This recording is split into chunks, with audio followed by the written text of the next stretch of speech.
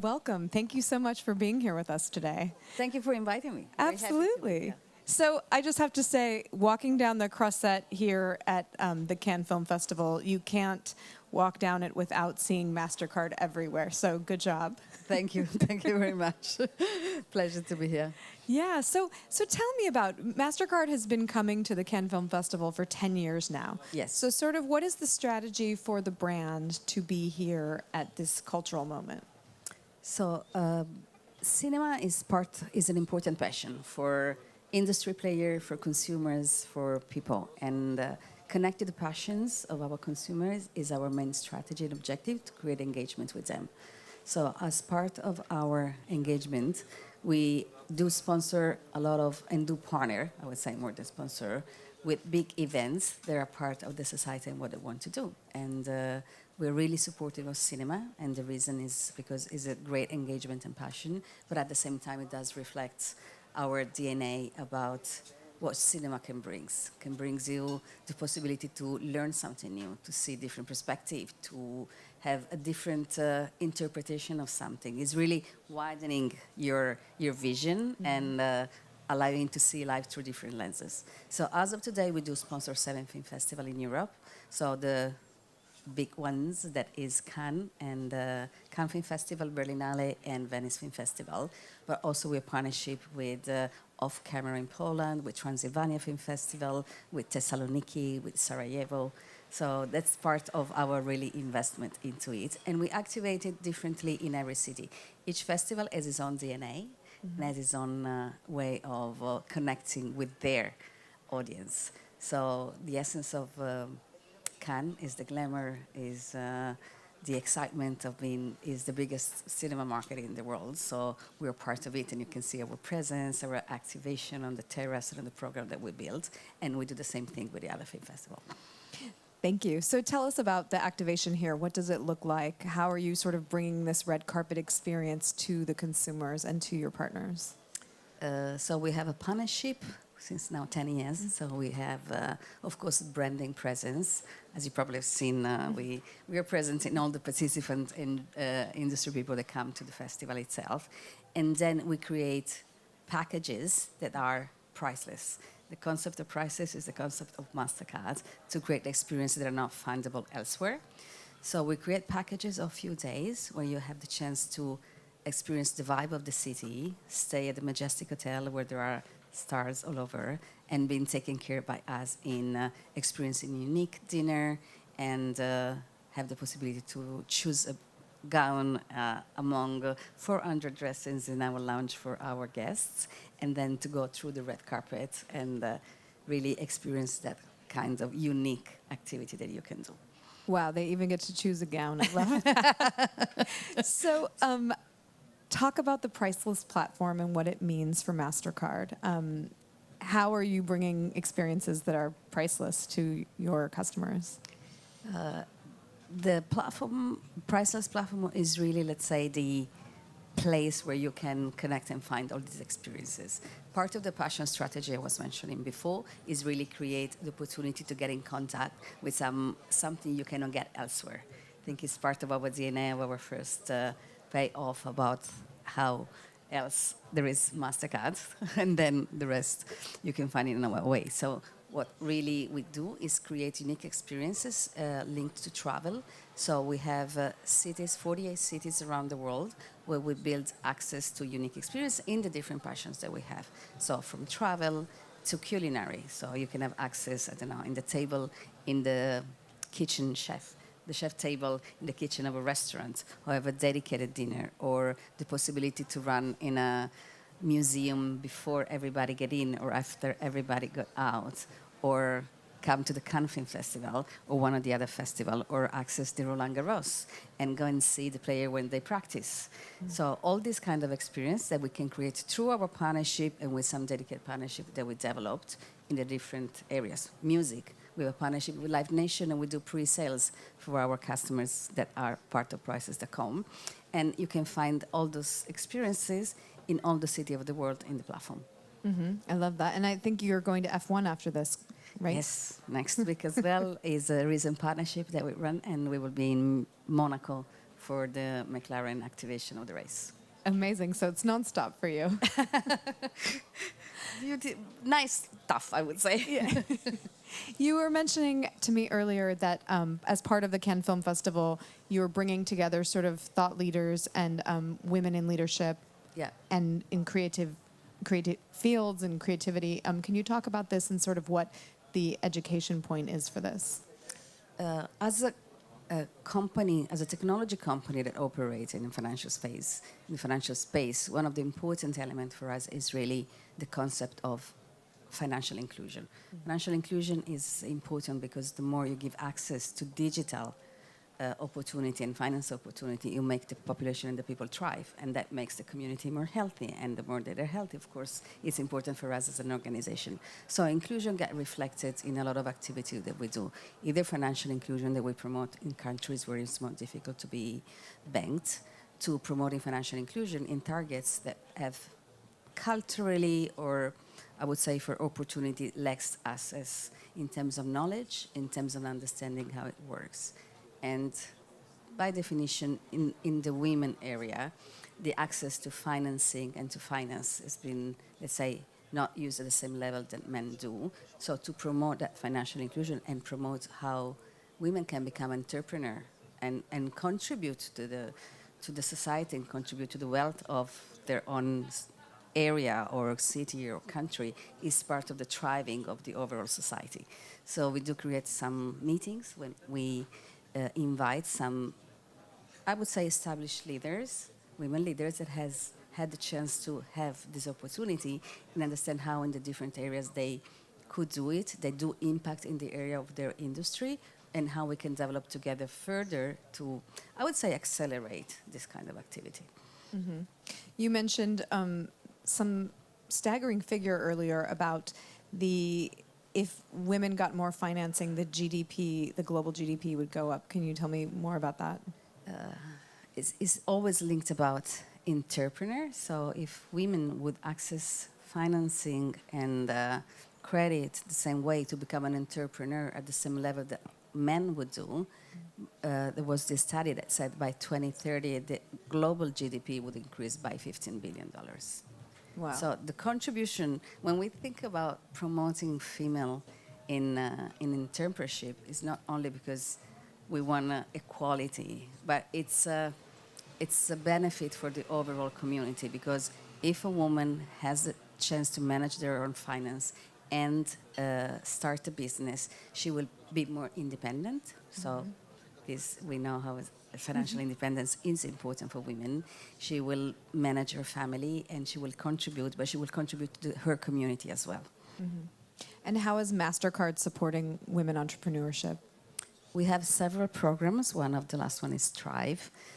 We have committed to bring to support women entrepreneurs to let's say, get closer to their objective, and we support them with know-how, with understanding how they can access financing, with digital tools as well to get the business started. And we had an objective to bring 25 million by 2025, and we reached 27 millions already. Mm-hmm. That's great. We support entrepreneur and small business overall, so not only for women, but let's say, as we said before, some cultural differences might need to have, let's say, a different attention to how women access the entrepreneurship, and we support as well men in the entrepreneurship as well. Mm-hmm. You talk about the cultural differences. Earlier we were talking about film, and you're at a lot of different film festivals within Europe, in different markets, different cultures. Can you talk about kind of why you're in these different places and how you show up differently and globally, how you sort of balance that global and local marketing in these events? In cinema or in general? First in cinema and then in general. So in cinema, I have to say we are present mainly in Europe. It's, I would say, a passion that we identify has been particularly important in Europe, and we're passionate as well. Mm-hmm. And the way we activate, as I say, is different for any DNA of the festival itself. Let's say Berlinale is, it has a different style. It has access to public, so it's more open, and it's very, I would say, there's a big eye on the future of cinema talents. So there is the Berlinale School that we support since several years. And we support young talent, not only in the to be a director or an actor, but in all the different roles that you can have in the cinema. There are producer, there is screenwriters, etc. So the access to the world of cinema is very wide, and how we can support them in achieving their objectives. Sometimes they can get to a certain, they just need support in the last mile. So we help them in get in touch in a very structured program that Berlinale runs in having a contact with the talent in that area. So a screenwriter that will talk to them or will support them in writing the last things that they need, or the director that needs something. So it's really that part. Venice is a strong element of the city itself. So when we talk about Venice Film Festival, for us, we also talk about the travel component. So we have a program that is really leaning on visiting Venice and experiences in the most, I would say, dreaming way that we could think about it. And each one of the other really tackle a bit the DNA of the festival and the place itself. Mm-hmm. Tying it back to the brand, you said something interesting to me earlier, where you said you wanted the Mastercard at the point of payment at a passion point. Yeah. So tell me about that more. As being a technology company in payments, you use your card and you buy something. So you just do it very, very quickly. And our objective was really to understand how we can connect that moment of payment with us as Mastercard. We say you can use it in 20 times in a year, but we want to link that moment in a nice way, creating a moment linked to your passion. So when you pay for your passion, something that is a positive element, we want you to think about us. That's why the passion, what we call the passion strategy, really builds around having this kind of experience about the main passions. And we develop several. So through our sponsorship activation, we do sponsor the cinema, because then we can create this kind of experience for the cinema passionate. We do sponsor sports a lot, from football, skiing, mentioned Champions League and Kitzbühel and Roland Garros and the Open and many more. And so we create experiences in all these occasions. You can go to the Roland Garros and having the possibility to look at the big players practice where nobody can go, so only through us. So that's the kind of engagement that we're trying to do, so we can really connect the experience of engaging with us as a brand with something that is really dear to you, that is your passion. Mm-hmm. Interesting. I love that. And you were talking earlier about how connecting it with, say, players who work so hard and showing their endurance and their love for the sport or for the cinema or whatever their field of creativity is. Because each passions or each sport has its own, let's say, peculiarity. In the case of cinema, we said it's the importance of really allowing you to see things and learn things in a different way. Mm-hmm. In the case of tennis, is really the resilience and the dedication that they have in the 4-hour match. When you're losing, you're almost out of the game, and then you have just to think, and you're alone. And how do you make the strength to come back and win? And we saw it in so many matches, how you can rebound. So that's the other element.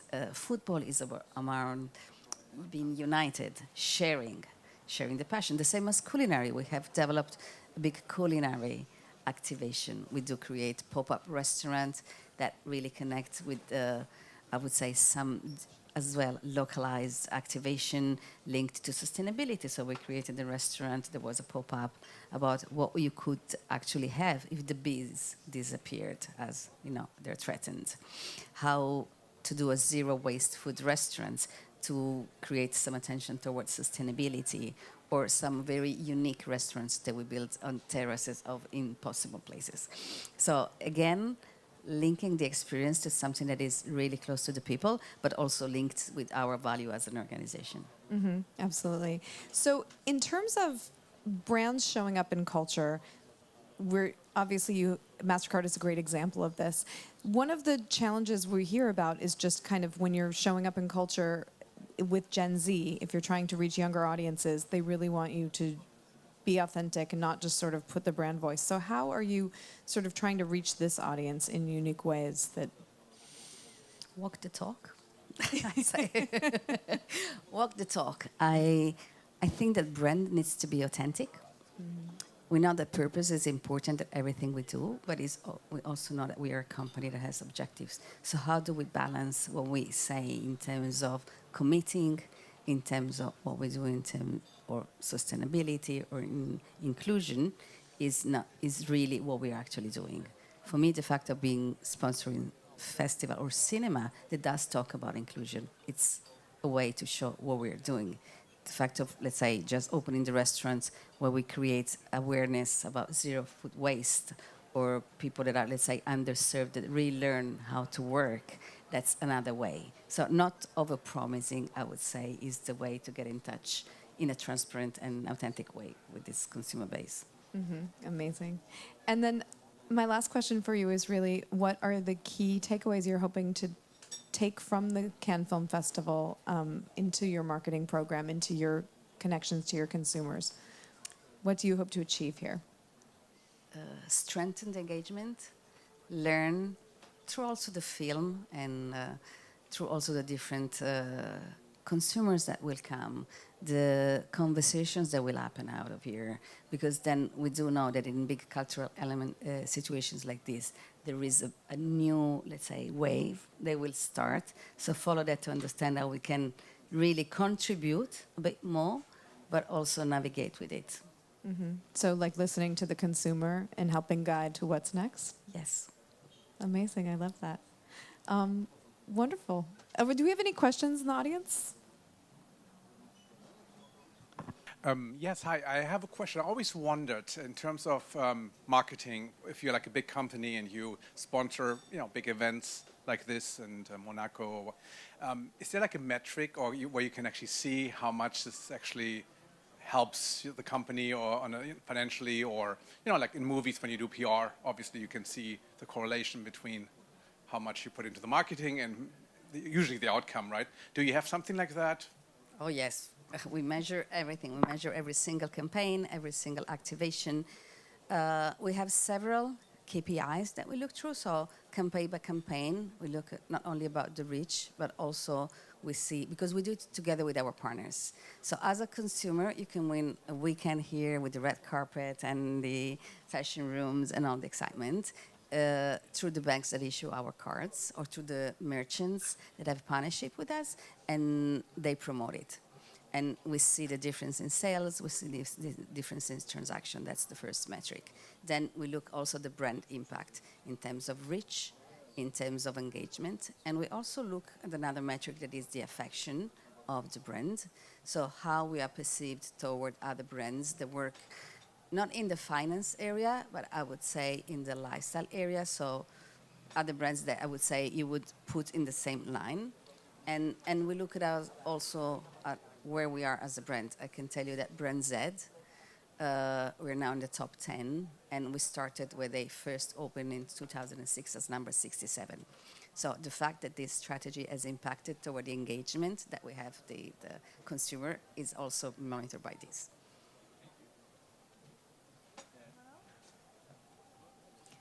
All right. Well, thank you so much, Christina. Thank you. Let's give her a round of applause. It's been a pleasure.